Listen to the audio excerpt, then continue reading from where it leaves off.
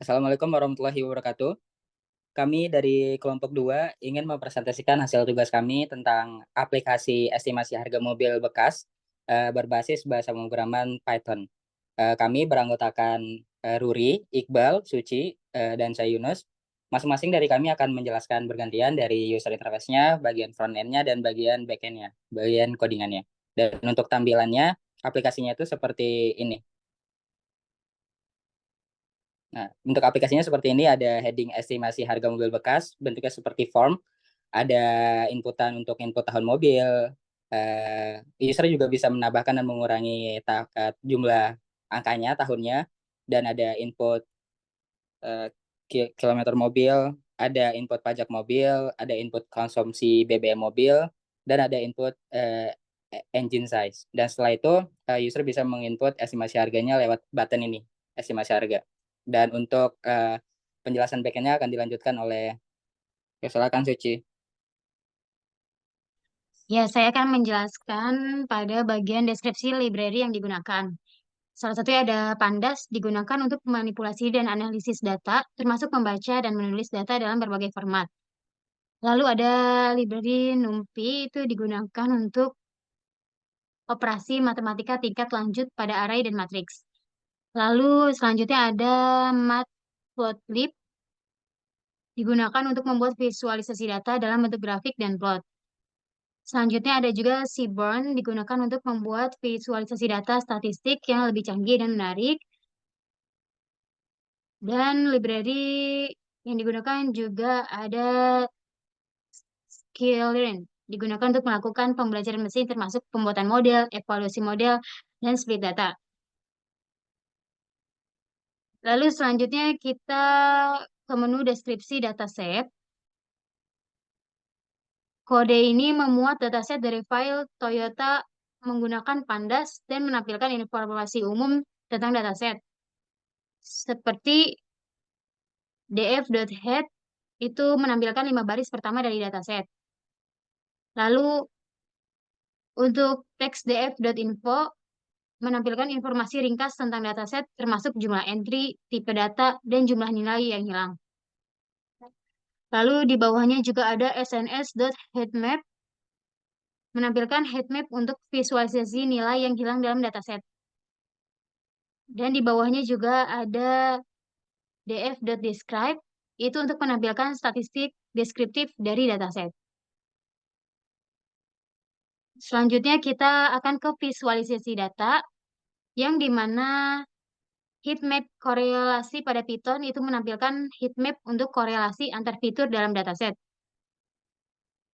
Lalu pada jumlah mobil berdasarkan model,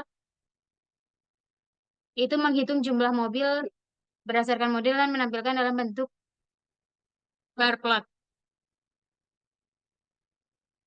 Selanjutnya ada distribusi ukuran mesin yang teman-teman bisa lihat ini untuk menghitung jumlah mobil berdasarkan ukuran mesin dan menampilkan dalam bentuk bar plot. Lalu yang keempat ada distribusi mileage per Python. Ya, ini untuk menampilkan distribusi mileage dalam bentuk histogram dengan kurva distribusi. Yang terakhir ada distribusi harga mobil pada Python. Ini dalam bentuk histogram.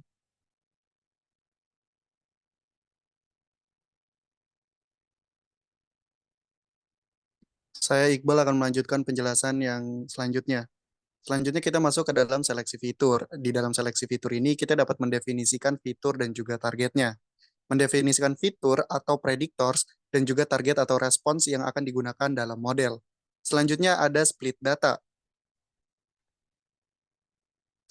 Split data ini berguna untuk memisahkan data training dan juga testing, memisahkan data menjadi set pelatihan dan pengujian menggunakan train test split.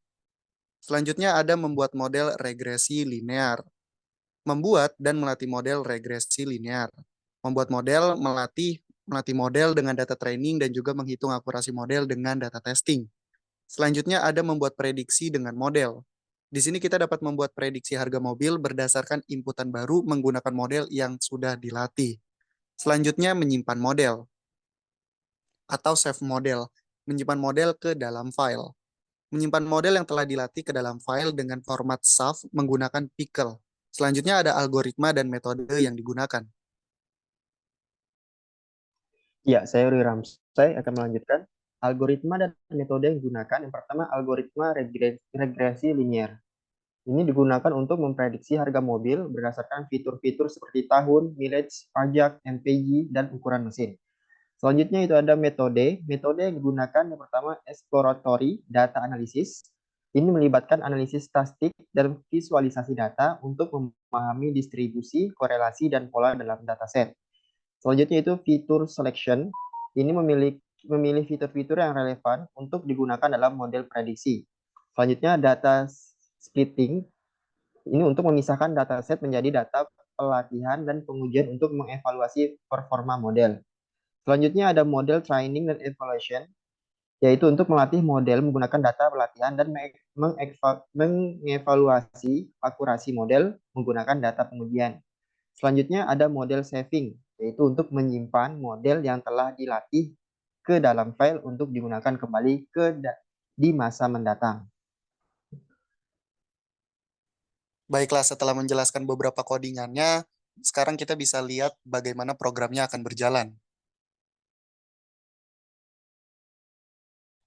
Di sini kita bisa memasukkan input tahun mobil yang ingin kita cari. Kemudian ada input kilometer mobil. Selanjutnya kita juga bisa menginput pajak mobil, konsumsi BBM mobil, dan input engine size atau ukuran mesin. Setelah inputan dirasa cukup, kita bisa mengklik button estimasi harga dan estimasi harga pun akan muncul. Di atas ada estimasi harga mobil bekas dalam bentuk pounds, tapi di bawahnya juga ada estimasi harga mobil bekas dalam rupiah. Seperti ini program jika dijalankan. Sekian penjelasan kelompok kami mengenai estimasi harga mobil bekas. Semoga informasi ini dapat membantu kalian semua. Mohon maaf jika ada salah kata dan penjelasan. Sekian dari kami. Wassalamualaikum warahmatullahi wabarakatuh. Waalaikumsalam warahmatullahi Waalaikumsalam. wabarakatuh.